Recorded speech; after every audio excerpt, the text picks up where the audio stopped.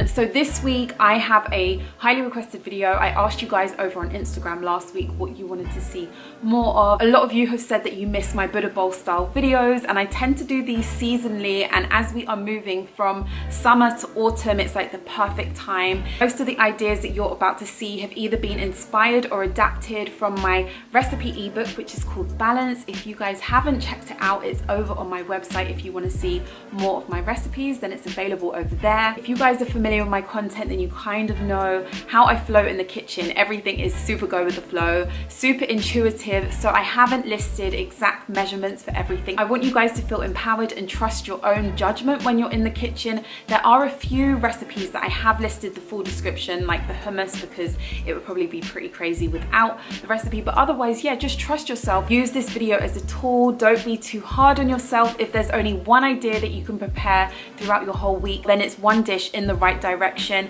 Maybe the following week you can prepare 2 dishes, and then the following week you can prepare 3, and then you'll get more confident. Have fun in the kitchen. Feel free to mix and match the bowls. All of these bowls are actually plant-based ideas, because that was another request that you guys gave me. You want to see more plant-based ideas, which is fine with me because I'm still very much plant-focused. If you're not fully plant-based like me and you feel to add something extra, then go ahead and do it. There are times in the week where I will have fully plant-based meals, and there are times when I won't. I'm still in the process of working out what works best for me, and I will update you guys soon because I know that is a highly requested video. Also, you guys want a little update as to what I'm getting up to. If you happen to try out any of the recipes that you are about to see, please tag me over on my Instagram at Tish Wonders. Let me know how it goes in the comments section below. Like the video, subscribe to my channel, click on the notifications as well, because I'm not sure if you guys are actually seeing my videos. And let's jump straight in to the first bowl idea. You ready? I'm ready. Let's go. So the first idea is the most incredible miso, aubergine, carrot hummus, pak choi, and quinoa bowl. So this roasted carrot and garlic hummus is taken from my ebook Balance. It is one of the most incredible ways to prepare hummus in my opinion. It is super delicious. So we are going to begin by peeling our carrots and then chopping them into little baton pieces. So I placed the carrots in a large mixing bowl, swirled on a little bit of olive oil, and then sprinkled over some cumin seeds. So we are going to roast these carrots. This is going to deepen the flavor, make them sweet and tasty. We are going to roast these carrots along with some garlic. I actually wrapped the garlic in a little bit of foil just so it softens up easier. So I popped the tray of carrots along with the garlic into a preheated 200 degrees Celsius oven, and I left them in there for about half an hour. You want to make sure that the carrots have softened fully. I placed the cooked carrots into a food processor, followed on by the cooked chickpeas, some tahini. I prefer to use like a light tahini when I'm making hummus, and then I squeezed over some lemon juice. Now for the moment that makes this hummus extra special, we are going to add some incredible spices. So I placed in some cinnamon, a touch of cayenne, some paprika, and some turmeric. So I placed in the softened roasted garlic, followed on by a swirl of olive oil, a generous amount of sea salt, and some black pepper.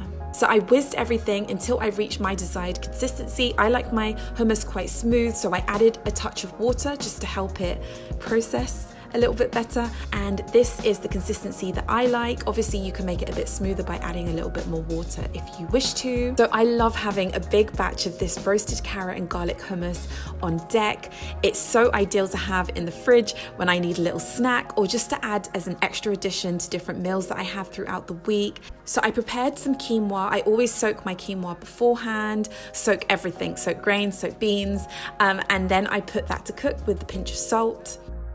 So it was then time to whip up this super simple but effective and delicious bok choy, pak choy, and red pepper salad. So I chopped up some pak choy, I chopped up some red peppers, I squeezed over some lime juice, add a little pinch of salt, and I swirled over a little bit of olive oil, which, as I always say, oils are optional. If you don't use them, you can definitely leave them out. So the miso aubergine marinade was adapted from a recipe from my ebook Balance, which I originally used on cauliflower, but we are going to be adding miso, which just adds an extra kick. It is so good. So I began by chopping my aubergine into large disc shapes.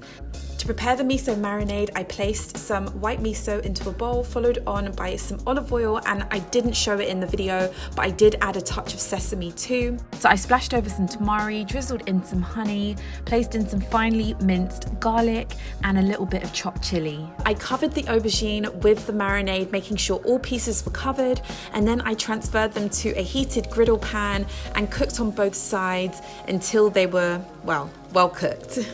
So time for my absolute favorite part of cooking all of this wonderful food. It is the plating up part. So it was time to plate up. I grabbed my bowl, I placed on the cooked quinoa, followed on by the pak choy and red pepper salad, that miso aubergine, oh my goodness, and that spiced carrot hummus. Ooh, I placed on some microgreens, and I had some tamari almonds which I just chopped up, which I thought would be an extra addition to this bowl. You can place on some pumpkin seeds or sunflower seeds. This bowl is everything. Like, that miso aubergine is so good.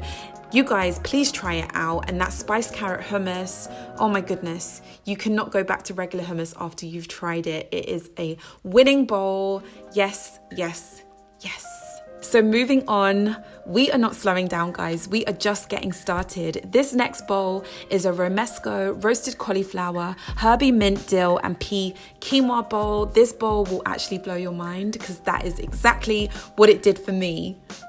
So we are going to begin by creating this really intense, rich Romesco sauce, which is adapted from a recipe in Balance. So I began by chopping up my red peppers into kind of chunky pieces, rough chunky pieces, and I placed them on to a baking tray, and I drizzled over a little bit of olive oil. So I placed them into a preheated oven of about 190 degrees, and then I waited until they had softened and sweetened up. So one of the main elements in a Romesco sauce are almonds. So I chose to soak my almonds overnight, and I also chose to remove the skin. I'm sure this step is optional, but I just prefer to remove the skin if I soak almonds. So I placed the roasted red peppers into a high-speed blender, followed on by some sun-dried tomatoes, which were in olive oil. I placed in the almonds, followed on by a squeeze of lemon juice, some chopped garlic, some chili flakes, some paprika, some sea salt, and a swirl of olive oil. So I blitzed everything up until I reached my desired consistency, which is about this type of consistency for a Romesco sauce. I adore the different elements of this Romesco sauce. So you get a little bit of the chili from the chili flakes, and then you get like a zingy type taste from the citrus, and then the sweet roasted red peppers. It just works so well together. So the next step is to prepare the herby mint dill and pea quinoa. This is great if you have some leftover quinoa and you want to do something a little bit fancy to it. You want to jazz it up a little. I'm going to show you just how to do that. So I chopped up a large amount of fresh dill and fresh mint. You guys know I don't hold back with fresh herbs or dried herbs. So I placed the fresh herbs into a mixing bowl, followed on by a swirl of olive oil, some sea salt, a little touch of Dijon mustard, some lemon juice, and a good grind of black pepper. So I gave everything a mix, and I placed in the cooked quinoa, followed on by the garden peas, and I just gave everything a mix, give it a little taste, adjust the seasoning if you need to. This idea will keep you thinking that you're in summer still. It's got a really zesty, fresh taste to it. So using the miso marinade, which is so versatile, I'm going to show you how to use it on a different vegetable. This time we're going to be using cauliflower, and we are going to be roasting it. So I chopped my cauliflower into large pieces, made up some more miso marinade, and placed it on top of the cauliflower, making sure every piece was well covered. I then placed the cauliflower into a 200 degrees Celsius oven. I left the cauliflower in the oven for about 35 minutes, and then it was time to plate up this bowl. So I started off by placing on that Romesco sauce, followed on by the herby dill, mint and pea quinoa, followed on by the cauliflower pieces, the miso cauliflower pieces, and I placed on some red cabbage, some cucumber, some red onions, some tomatoes, and topped it with a little bit of mint and sesame seeds. So I feel like this bowl was created from me trying to hang on to summer, hang on to the sunshine. But yeah, it's a really beautiful, zesty tasting, delicious tasting bowl that I know you guys are going to love. So the final bowl is a warming, comforting, I'd say perfect kind of welcome to autumn type bowl. We've got squash mash, dukkha roasted butter beans, sesame tender stem, and walnut tahini pesto. Oh, doesn't that just sound so good? So I began by preparing my squash and red potato mash. Red curry squash is back in season. I was so excited to see it yesterday at the farmer's market. I had to hold myself back. But yeah, we are going to peel and chop the red curry squash, or you can use butternut squash if that's more accessible. That will work just as well. It's just as delicious. I also peeled the potatoes just because the skin was a bit bumpy, but you can actually leave the potato skin on. I transferred them to a steamer and I steamed until they were soft.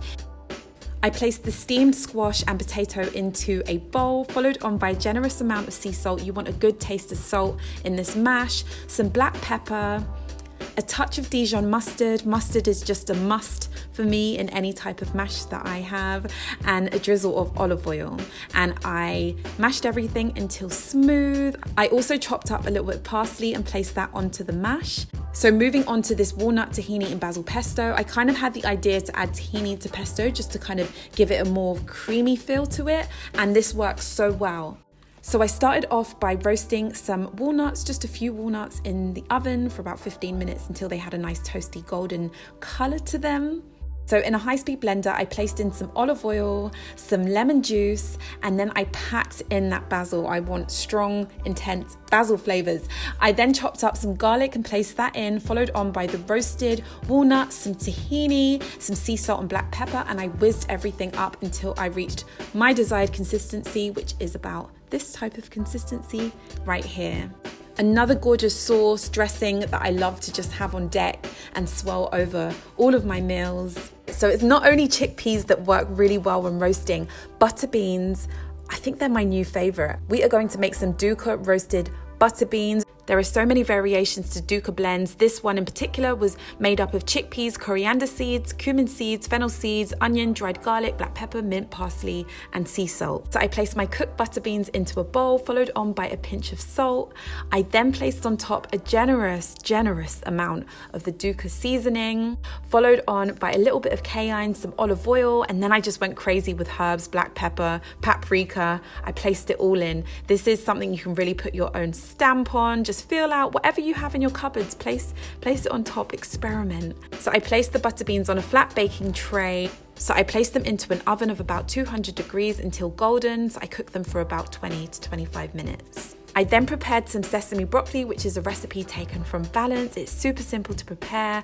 I should say tender stem this time actually. I'm using tender stem. So I heated some coconut oil in a pan and then I threw in the tender stem.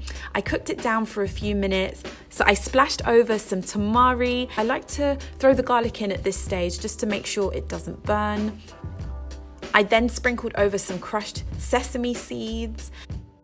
So the last step of this bowl was to prepare some beetroot, which I simply steamed. I grabbed my bowl and I placed on that squash and potato mash, followed on by the sesame tender stem, the roasted dukkha butter beans, steamed beetroot. I placed on top the leftover garlic from the pan, which is a must, and I swirled over that walnut, tahini, and basil pesto. Everything ties so well together with that creamy walnut, tahini and basil pesto, those roasted dukkha butter beans, oh my goodness. So the welcome of seasonal squash kind of makes me feel a bit better about moving into autumn, leaving summer. It makes it a little bit easier. So yeah, 3 incredible Buddha bowls to give you so many ideas for your week to come. Let me know in the comments section which bowl you will be trying out first. I'm so excited to see the recreations of these bowls over on my Instagram. As always, thank you guys so much for watching. Thank you for your ongoing support. I love you all so much.